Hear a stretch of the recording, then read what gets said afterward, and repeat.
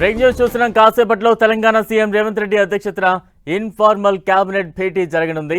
అందుబాటులో ఉన్న మంత్రులతో సీఎం రేవంత్ భేటీ కానున్నారు. సచివాలయంలో జరిగే ఈ సమావేశంలో మెట్రో రైల్ ఫస్ట్ ఫేజ్ లోన్పై ప్రధానంగా చర్చ జరగనుంది. మెట్రో రైల్ రెండో ఫేజ్ అనుమతులపైన చర్చించనున్నారు. అలాగే ఖరీఫ్ సీజన్కు రైతు భరోసా నిధుల విడుదలపై చర్చ జరగనుంది. 13,600 కోట్ల రూపాయల ఐఆర్ఎఫ్సి లోన్ విషయంలో కేంద్ర ప్రభుత్వ వైఖరిపై, దీంతో పాటుగా కేంద్ర మంత్రి కిషన్ రెడ్డి స్పందనపై కూడా ఈ సమావేశంలో చర్చించే ఛాన్స్ ఉంది.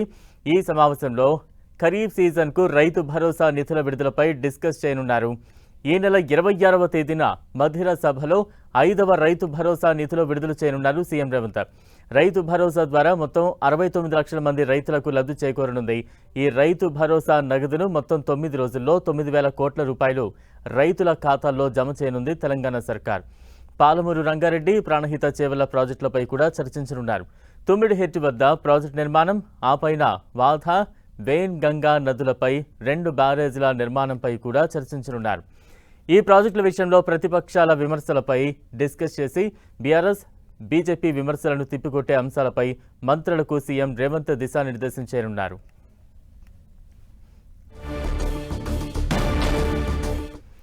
ఇక సీఎం రేవంత్ అధ్యక్షతన ఇన్ఫార్మల్ కేబినెట్ సమావేశానికి సంబంధించి మరింత అప్డేట్స్ అందించేందుకు మా ప్రతినిధి తిరుపతి చారి సిద్ధంగా ఉన్నారు. చారి,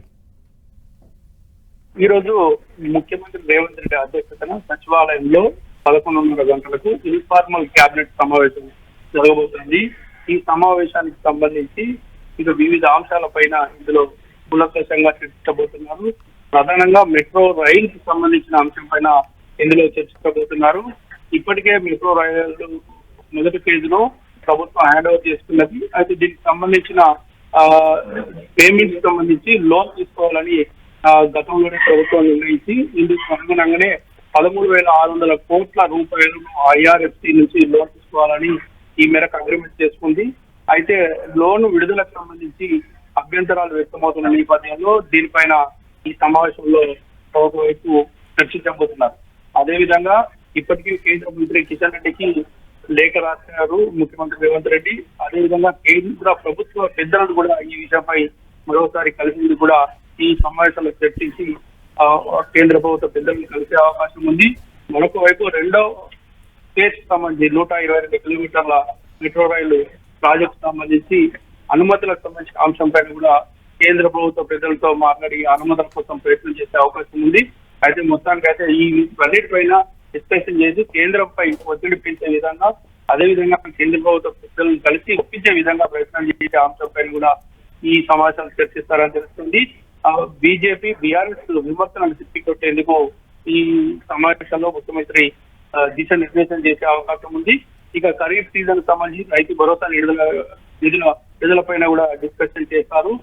ఈ నెల 26వ తేదీన మధిర సభలో ఇప్పటికే రాష్ట్ర ప్రభుత్వం ఏర్పడిన తర్వాత ఐదవసారి రైతు భరోసా నిధుల విడుదల చేయనున్నట్టు సీఎం ప్రకటన చేస్తారు. ఈ సందర్భంగా ఆ రోజు నుండి నిధుల విడుదల కార్యక్రమం మొదలవుతుంది. మొత్తంగా 69 లక్షల పైగా రైతులకు 9 రోజుల పాటు 9,000 కోట్ల రూపాయలు రైతు ఖాతాల్లో జమ అవుతాయి.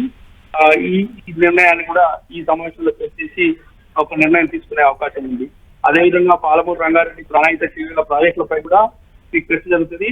అయితే తుమ్మిడిహెట్టి వద్ద ప్రాజెక్టు నిర్మాణం చేయాల్సిన అవసరం ఉందని ఇప్పటికే రాష్ట్ర ప్రభుత్వం నిర్ణయించినప్పటికీ ఇటు సాంకేతిక పరమైన వివిధ అంశాలు, మహారాష్ట్ర ప్రభుత్వం సహకరించకపోవడం లాంటి అంశాల నేపథ్యంలో ఇటు ప్రాణహిత నదికి పైన ఉన్న వాధా, వేన్ గంగా నదుల పైన 2 బ్యారేజీల నిర్మాణం అనే అంశంపైన కూడా ఈ చర్చ జరిగే అవకాశం ఉన్నట్టుగా తెలుస్తోంది. ఈ ప్రాజెక్టు విషయంలో ఇప్పటికే ప్రతిపక్షాలు ఆరోపణలు చేస్తున్నాయి. ఆ ఆరోపణలు తిప్పికొట్టేందుకు అవసరమైన అంశాలపైన కూడా ఈ ఇన్ఫార్మల్ కేబినెట్ లో చర్చిస్తారు. దీంతో పాటు పంట మార్పిడిలకు సంబంధించి వానాకాలం ఖరీఫ్ సీజన్ లో పంటల మార్పిడి, ఎరువులు, విత్తనాల సరఫరాకు సంబంధించిన అంశాలపైన చర్చించడం కాకుండా విబీజీ రామ్జీ పథకం పైన కూడా చర్చించి ఈ పథకం అమలును మరో 3 నెలల పాటు పొడిగించాలి, వాయిదా వేయాలంటూ కోరే అవకాశం ఉంది కేంద్ర ప్రభుత్వాన్ని, రాష్ట్ర ప్రభుత్వం. సరేండి, ఈ సమావేశం ఎంతసేపట్లో మొదలు కాబోతోంది? వన్స్ స్టార్ట్ అయ్యాక ఎంతసేపు కొనసాగే అవకాశం ఉంటుంది? మరోవైపు ఎంతమంది మంత్రులు హాజరు కాబోతున్నారు? అందుబాటులో ఉన్న మంత్రులు ఎవరెవరు? 11:30కు ఈ సమావేశం ప్రారంభం కాబోతుంది. ఈ సమావేశం ఈరోజు చాలా కీలక అంశాలపై చర్చ జరగబోతుంది కాబట్టి సాయంత్రం వరకు ఈ సమావేశం జరగబోతుంది.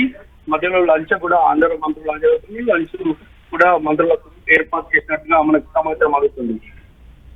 Right, thank you Chari.